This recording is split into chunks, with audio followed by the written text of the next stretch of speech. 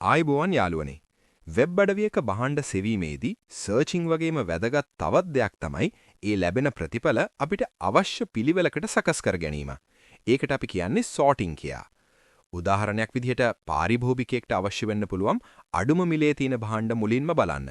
එහෙම නැත්නම් අලුතින්ම එකතු කරපු බහණ්ඩ මුලින්ම බලන්න. අද අපි ඉගෙන ගන්න යන්නේ අපේ ඇඩ්වාන්ස් සර්චිං පද්ධතියට මේ සෝටිං කියන විශේෂාංගය PHP OOP හෙවත් Object Oriented Programming ක්‍රමයට එකතු කරන්නේ කොහොමද කියලා. අපි කලින් පාවිච්චි කරපු සරල ක්‍රම වෙනුවට මෙතනදී අපි Product Searcher කියන ක්ලාස් එක ඇතුලේ ඊටමත් ක්‍රමවත් විදිහට මේ ලොජික් එක ලියනවා. මේ වීඩියෝ එක අවසානයේදී ඔබට ඕනෑම දත්තයක් විවිධ පාරාමීතීන් යටතේ පිළිවෙලකට සකස් කරන ආකාරය ගැන ගැඹුරු අවබෝධයක් ලැබෙනව නිසායි. අපි මුලින්ම බලමු ෆ්‍රන්ට් එන්ඩ් එකේ මේ සඳහා මොනවද කරන්න ඕනි කියලා. සාමාන්‍යයෙන් sorting සඳහා අපි භාවිතා කරන්නේ select tag එකක් සහිත drop down එකක්. අපේ කේතේ බලන්න අපි විකල්ප 4ක් ලබා දීලා තියෙනවා. newest, price low to high, price high to low සහ highest rated කියන ඒවා. මෙහිදී වැදගත්ම දේ තමයි මේ drop down එකේ අගය වෙනස් කරන හැම වෙලාවකම ඒ අගය URL එක හරහා අපේ back end එකට යවන්න ඕනේ කියන එක. ඒ සඳහා අපි සරල JavaScript කේතයක් භාවිතා කරනවා. user යම් විකල්පයක් තෝරපු ගමන් ඒ value එක URL එකේ sort කියන පාරාමීතියට එකතු වෙලා පිටුව නැවත load වෙනවා. මේ ක්‍රමය නිසා user කරන search එකට අදාළවම sorting එක සිද්ධ වෙනවා. දැන් අපි යමු අපේ backend එකේ තියෙන ප්‍රධානම තැනට. ඒ තමයි product searcher class එක. අපි මෙතනදී sorting සඳහා වෙනම private function එකක් හදාගෙන තියෙනවා build sort query නමින්. ඇයි අපි මේක private කරන්නේ? මොකද මේ ෆන්ක්ෂන් එක අපිට අවශ්‍ය වෙන්නේ ක්ලාස් එක ඇතුලේ තියෙන search ෆන්ක්ෂන් එකට විතරක් නිසායි.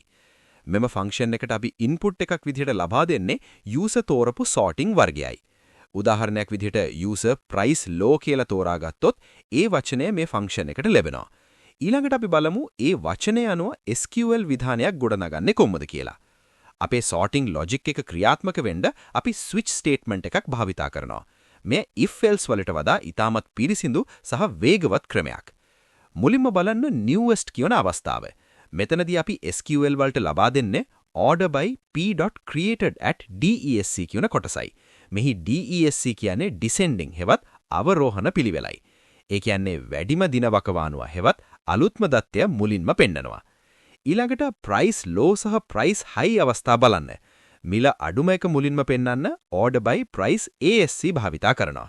ඒ වගේම මිල වැඩිම එක මුලින්ම පෙන්වන්න order by price DESC භාවිතා කරනවා. මේ විදිහට යූසර්ට අවශ්‍ය ඕනෑම ආකාරයකට දත්ත පෙළ ගස්වන්න අපිට පුළුවන්. දැන් අපි බලමු ටිකක් සංකීර්ණ අවස්ථාවක්. ඒ තමයි ratings අනුව sort කරන්නේ කොහොමද කියලා. rating එක කියන්නේ කෙලින්ම අපේ product table එකේ තියෙන අගයක් නෙවෙයි. ඒක ගණනය කරන්නේ feedback table එකේ තියෙන දත්තවල සාමාන්‍ය අගය විදිහටයි. අපේ ප්‍රධාන SQL query එකේදී අපි avg coalice of f.rating0 කියන කොටස භාවිතා කරලා ඒ අගය average rating නමින් හඳුන්වා දීලා තියෙනවා. ඒ නිසා sorting වලදී අපිට පුළුවන් order by average rating DESC කියලා පාවිච්චි කරන්න. මෙතනදී coalice පාවිච්චි කරන්නේ යම් product එකකට rating එකක් නැත්නම් ඒ වෙනුවට බිඳුව ලබා දෙන්නයි. එවිට දෝෂයකින් තොරව sorting එක සිද්ධ වෙනවා. මෙය ආරම්භකයෙක් විදිහට ඔබ ඉගෙනගත යුතු ඉතාමත් වටිනා තාක්ෂණික උපක්‍රමයක්. දැන් අපි මේ හදාගත්තු $sort query එක අපේ ප්‍රධාන SQL විධානයට එකතු කරන්නේ කොහොමද කියලා බලමු. අපේ search function එක ඇතුලේ අපි මේ $sort query එක ගෙනල්ලා group by කොටසට පසු සහ limit කොටසට කලින් එකතු කරනවා. මතක තබා ගන්න SQL විධානයක පිළිවෙල ඉතාමත් වැදගත්. where clause එක මුලින්ම එන්න ඕනේ, ඊළඟට group by, ඉන්පසු having තිබේ නම්, ඉන්පසු order by sorting සහ අවසානයේදී limit සහ offset pagination. මේ පිළිවෙල වැරදුනොත් ඔයාගේ කේතේ ක්‍රියාත්මක වෙන්නේ නැහැ. අපේ OOP ක්‍රමයේදී මේ හැම කොටසක්ම වෙන වෙනම ගොඩනගලා අවසානයේදී එකතු කරන නිසා වැරදීම් වෙන්න තියෙන ඉඩකඩ ඉතාමත් අඩුයි.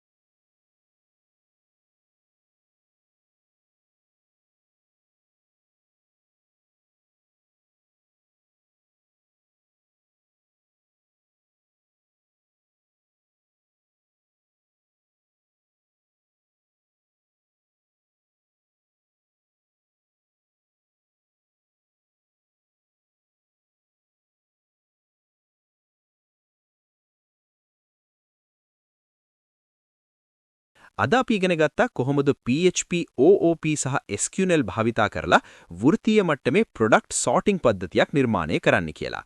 අපි මෙතනදී switch cases, order by clauses සහ aggregate functions භාවිතා කරපු විදිහ ඔබට දැන් පැහැදිලි ඇති කියලා මම හිතනවා. වෙබ් ඩෙවලොප්මන්ට් වලදී වැදගත් වෙන්නේ කේතය ලියන එක විතරක් නෙවෙයි. එය කෙතරම් සංවිධානාත්මකද සහ නඩත්තු කිරීමට පහසුයිද කියන එක. අද අපි භාවිතා කරපු මේ OOP ක්‍රමය ඒකට හොඳම උදාහරණයක්. මේ වගේ තවත් තාක්ෂණික වීඩියෝ බලන්න channel එක subscribe කරන්න. ඊළඟ වීඩියෝ එකෙන් අපි තවත් අලුත් දෙයක් ඉගෙන ගමු. ස්තුතියි.